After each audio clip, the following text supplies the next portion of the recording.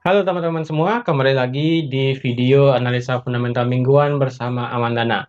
Bagi yang baru nonton, ini adalah analisa fundamental mingguan yang akan saya berikan setiap minggunya, yang dimana ini sekarang berlaku dari tanggal 20 sampai 24 Desember 2021, dan tentunya juga akan membahas fundamental apa yang sudah terjadi di minggu yang lalu, dimana akan memberikan analisa fundamental plus dengan kalender ekonominya yang akan terjadi yang di tanggal 20 sampai 24 Desember 2021.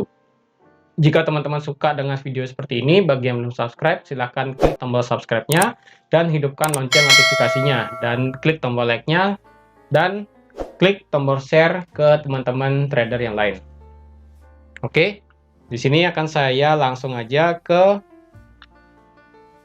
yang pertama, yaitu kita akan membahas seperti biasa, yaitu recap dulu apa yang terjadi di minggu lalu. Yang pertama di hari Senin, itu di tanggal 13 Desember kita melihat bahwa Tankan Large Manufacturing Index ataupun tingkat manufaktur besar yang ada di Jepang itu mengalami penurunan, tetapi dari segi sektor selain manufaktur ini mengalami penguatan. Lalu di hari Selasa, ini ada di mata uang pound sterling ataupun GBP, itu yang pertama ada Average Earning Index, yaitu adalah rata-rata pendapatan plus bonus, yaitu sebesar 4,9. Lalu claimant count change atau jumlah orang yang tidak bekerja itu minus sebesar 49.000. Di sini ada jumlah orang yang bekerja, ini ternyata lebih sedikit dari perkiraannya, yaitu hanya sebesar 149. Dan untuk tingkat pengangguran ini ternyata sama, yaitu 4,2%. Seperti itu. Lalu di hari Rabu kita ada CPI number ataupun tingkat inflasi dari negara Inggris. Itu sebesar 5,1%, lebih tinggi dari perkiraan, yaitu sebesar 4,7%.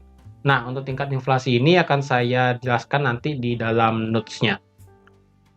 Lalu di jam setengah 10 itu minggu lalu hari Rabu itu ada core retail sales yang dimana lebih rendah, dan juga ada retail sales yang juga sama lebih rendah, dan CPI dari Kanada itu ternyata sama, itu 4,7. Nah, untuk tingkat inflasi ini juga akan saya bahas nanti di di notes-nya nanti, dan apa dampaknya.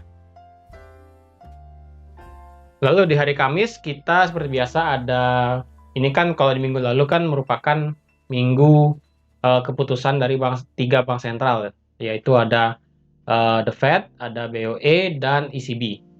Nah, di hari Kamis minggu lalu kita memandang bahwa The Fed ini untuk saat ini memang interest rate-nya itu tetap, yaitu di 0,25. Tetapi di economic projection-nya itu ternyata akan menaikkan suku bunga secara bertahap. Itu di FOMC press conference-nya, seperti itu. Lalu di NZD kita New Zealand ini ternyata GDP-nya ini minus untuk di kuartal ketiga, itu sebesar 3,7%.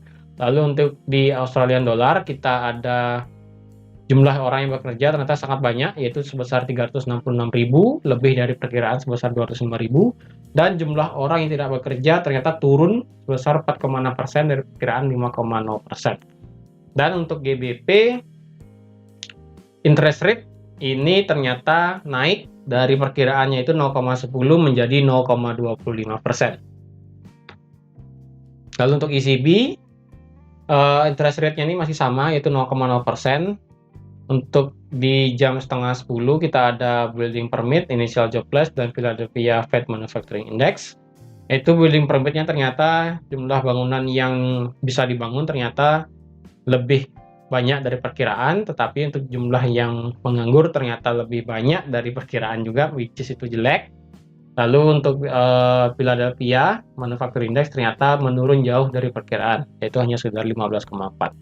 Lalu ada ECB press conference, ini akan saya bahas nanti di notes-nya.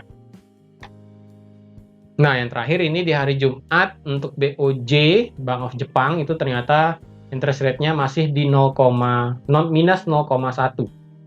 Oke, untuk GBP retail sales-nya ternyata lebih jelek, yaitu 0,5. Sedangkan untuk di Euro, ternyata untuk Jerman Business Climate Index-nya ternyata masih cukup kurang bagus, dan untuk CPI number untuk euro adalah tingkat inflasinya sebesar 4,9%. Oke. Nah, sekarang akan saya bahas mengenai notes-nya. Apa yang terjadi di minggu lalu dan apakah dampaknya ini akan terjadi juga di minggu depan. Oke. Yang pertama, kita ada dampak dari virus Omicron terhadap ekonomi negara masih belum terasa, walau ada satu kasus meninggal di negara Inggris. Seperti yang kita tahu bahwa virus Omicron ini statusnya dia katanya tidak berbahaya, seperti yang saya bahas di minggu lalu. Tidak berbahaya, tetapi untuk segi penularan itu lebih cepat, sehingga banyak orang yang terjangkit virus Omicron di negara Eropa sana. Seperti itu. Dan karena ini dibilang tidak berbahaya dan penyebaran cukup cepat, untuk pengaruhnya terhadap ekonomi ini belum terlalu berasa, karena tidak banyak negara yang melakukan lockdown seperti pada awal virus corona versi Alpha itu muncul ataupun mulai menyebar ke seluruh dunia, seperti itu, ataupun versi Delta yang ada banyak di negara juga.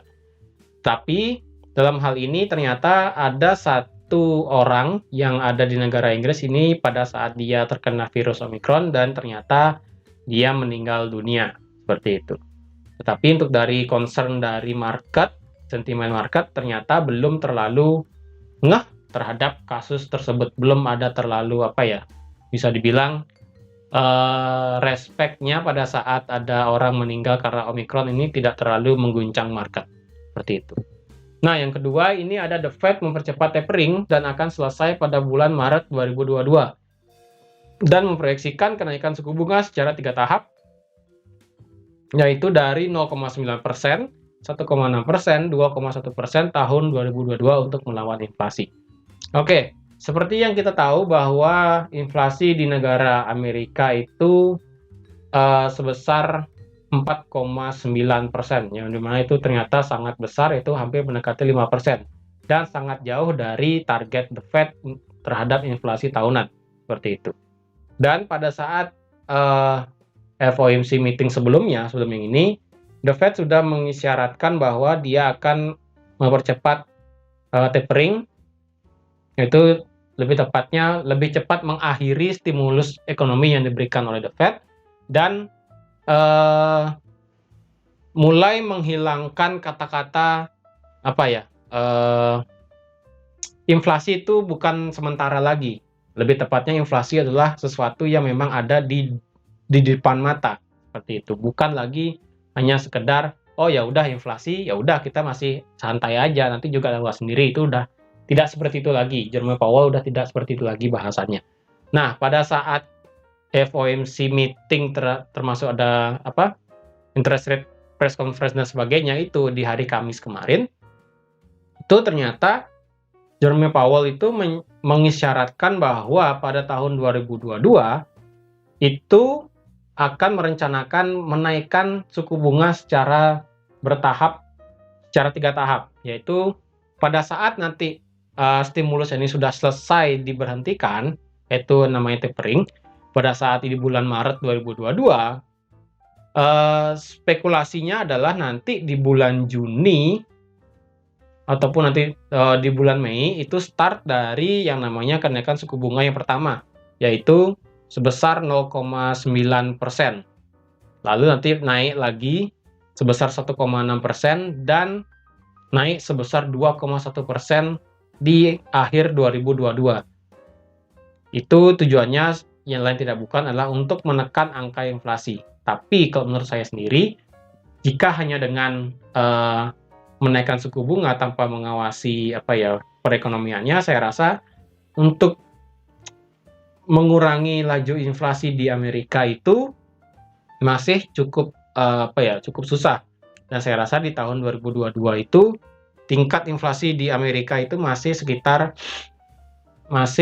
kira-kira masih 4,5 itu masih bisa lah, ataupun masih di angka 4%, seperti itu.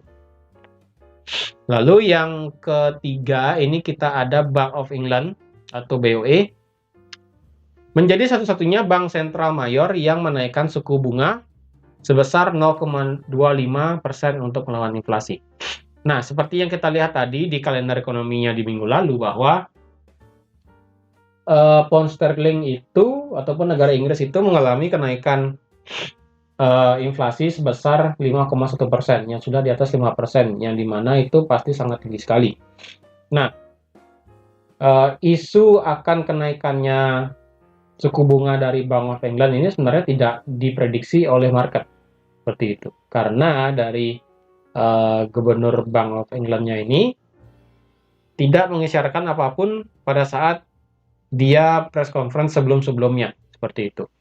Dan biasanya kalau orang yang akan mengisyaratkan suku bunga, biasanya pasti akan terjadi seperti itu. Walaupun dengan adanya laju virus Omicron yang cukup luas di negara Inggris, dan juga adanya satu kasus meninggal dunia akibat virus Omicron ini, ternyata tidak membuat dari Bank of England itu tidak takut untuk menaikkan suku bunga. Lebih tepatnya, dia langsung menaikkan suku bunga sebesar 0,15, yang awalnya itu 0,1, dan naik sebesar 0,15, dan itu menjadi 0,25%. Dan tujuannya memang tidak lain tidak bukan untuk melawan inflasi seperti itu.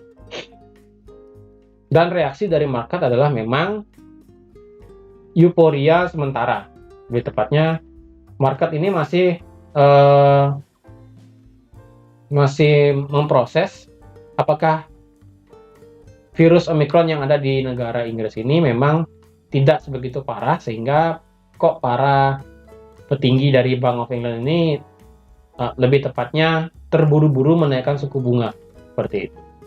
Jadi pada saat berita itu keluar, pada saat Bank of England menaikkan suku bunga 0,25%, berita itu keluar, harga untuk GBP seperti yang teman-teman lihat di chart, mungkin nanti akan saya bahas di analisa teknikal mingguan next video, itu mengalami penguatan. Dan setelah itu para market berproses tentang bagaimana bijaknya tentang kenaikan suku bunga ini secara mendadak, dan harga mulai perlahan turun kembali seperti itu.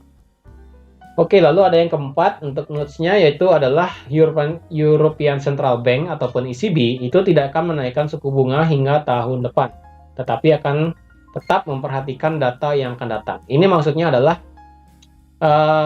presiden dari European Central Bank ataupun Christine Lagarde itu dia tidak akan menaikkan suku bunga karena dia yakin bahwa negara Eropa, seperti kita tahu kan, Eropa itu terdiri dari berbagai macam negara, tidak seperti Amerika berdiri sendiri, Inggris berdiri sendiri. Di Eropa kita ada Jerman, Italia, Spanyol, lalu ada Yunani, lalu lagi ada Portugal mungkin, saya lupa. Nah, itulah yang mengakibatkan bahwa ECB ini dia tidak mau menaikkan suku bunga. Belum sih tepatnya. Karena di sini sudah saya katakan bahwa jika nanti di tahun depan, di kuartal pertama ataupun di kuartal kedua di tahun 2022, tingkat dari employment, tingkat orang yang bekerja, jumlah barang, harga barang dan sebagainya, jika itu memungkinkan untuk menaikkan suku bunga, maka ECB pasti akan memproses data-data tersebut apakah sebaiknya akan menaikkan suku bunga atau tidak di tahun depan. Tetapi statementnya kemarin, untuk saat ini ECB belum mau menaikkan suku bunganya seperti itu. Lalu ada yang kelima di notes-nya, yaitu Pandemic Emergency Purchase Program ataupun PEP. Lebih tepatnya adalah stimulus ekonomi yang diberikan oleh ECB. PEP-nya ini akan mulai selesai di bulan Maret tahun depan oleh ECB.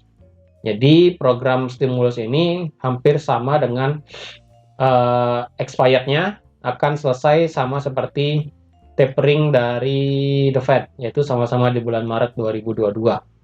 Tetapi pihak dari ECB ini akan tetap memberikan bantuan jika itu diperlukan oleh negaranya sendiri. Tetapi mereka lebih tepatnya akan mengurangi sedikit dari jumlah yang tahun ini, seperti itu.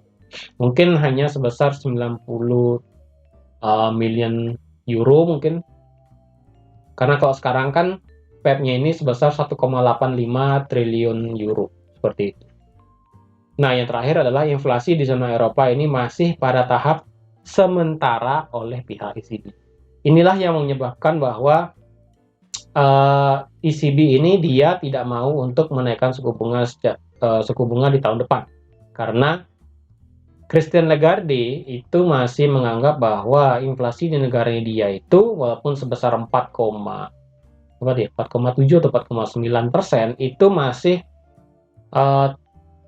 bersifat sementara, karena dia yakin bahwa pada saat di tahun 2022 pada saat ekonomi ini mulai kembali pulih, ini dia merasa bahwa inflasi ini akan perlahan-lahan akan mulai turun dengan sendirinya, seperti itu. Dan dibarengi dengan PEP-nya ini nanti kan selesai di bulan Maret 2022. Nah, nanti pada saat PEP-nya selesai, dia juga merasa bahwa ketika bantuan stimulus ekonomi ini sudah selesai diberikan ke dalam masyarakat, dia menganggap bahwa masyarakat itu bisa memproses ekonominya sendiri, yang dimana tingkat inflasi di negaranya itu akan bisa berkurang dengan sendirinya. Walaupun nanti jika datanya bagus, suku bunga di negara Eropa pasti akan perlahan-lahan akan dinaikkan juga, seperti itu. Jadi ini notes-nya merupakan dari apa yang terjadi di minggu lalu tentang hasil dari keputusan rapat dari The Fed, ada BOE, dan ada ECB. Nah, biasanya ketika pada saat ketiga central bank ini keluar, oh ya, saya lagi satu lupa. Untuk lagi satu bank sentral yaitu adalah Bank of Japan, ini saya lupa ketik di sini.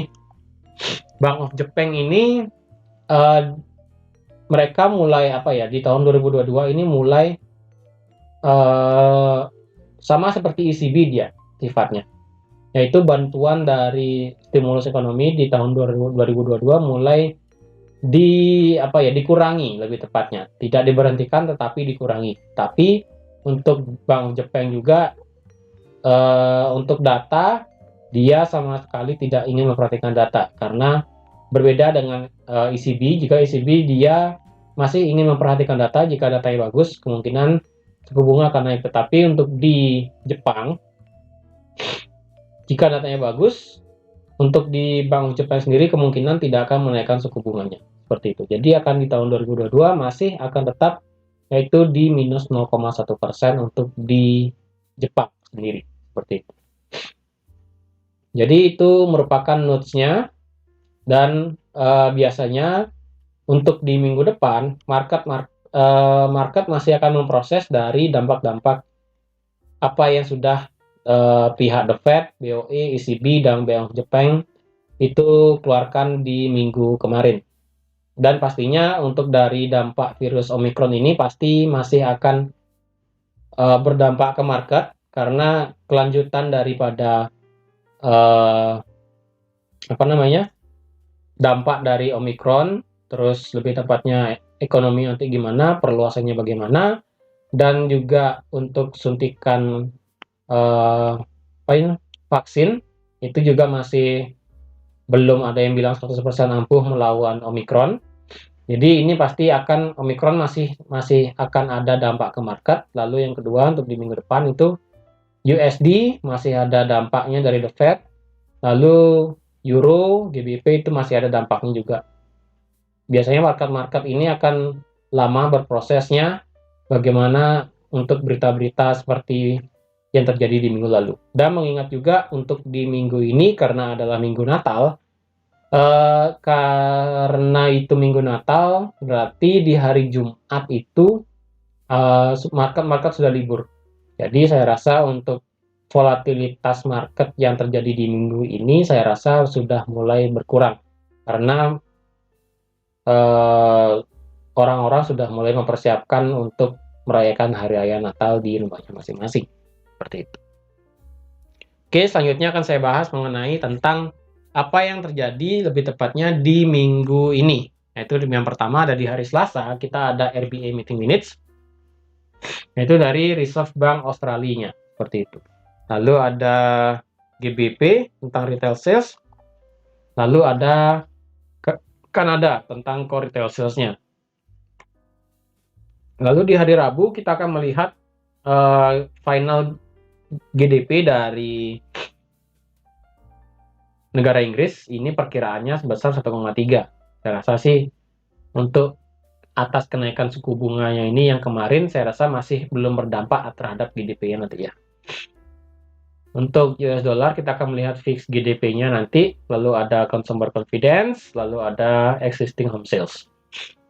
Lalu di hari Kamis kita ada sedikit peristiwa yang mempengaruhi market, yaitu yang pertama ada core durable goods untuk US dollar, ada GDP untuk di Canadian dollar, dan di new home sales untuk di US dollar, seperti itu. Jadi karena ini lebih tepatnya minggu Natal, untuk event-event di market sebenarnya tidak terlalu besar, kecuali kayak tadi ada GDP di Inggris, GDP di Amerika, dan terakhir ini GDP di Kanada. Mungkin itu yang bisa mempengaruhi market.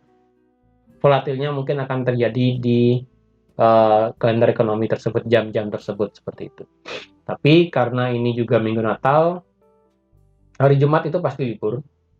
Jadi hari Jumat itu market sudah pasti akan sepi banget, dan biasanya akan diisi oleh para retail trader, seperti itu. Oke teman-teman, jadi segitu aja untuk analisa fundamental mingguan di minggu ini. Seperti yang saya katakan, peristiwa-peristiwa yang terjadi di minggu lalu biasanya akan tetap terjadi di minggu ini, seperti itu. Dan jika teman-teman ketinggalan nanti apa yang sudah saya sampaikan, teman-teman bisa nanti nonton ulang seperti biasa, seperti itu. Dan semoga apa yang sudah saya sampaikan pada analisa fundamental mingguan kali ini dapat bermanfaat bagi teman-teman semua, dan teman-teman dapat memperhatikan jam-jam yang bagus untuk melakukan trading. Tapi saya sarankan untuk tradingnya ini sampai di hari Senin sampai Rabu aja ya, karena di hari Kamis dan Jumat itu biasanya market sudah mulai agak sepi, seperti itu, karena hari Sabtunya merupakan hari raya Natal, seperti itu. Oke teman-teman, terima kasih sudah menonton analisa fundamental mingguan sampai habis. Terima kasih sudah like, terima kasih sudah subscribe, dan terima kasih sudah share ke teman-teman trader yang lain. Sampai jumpa di analisa fundamental mingguan berikutnya. Dan saya ucapkan Merry Christmas 2021. Selamat Hari Raya Natal bagi teman-teman semua yang merayakan. Bye-bye.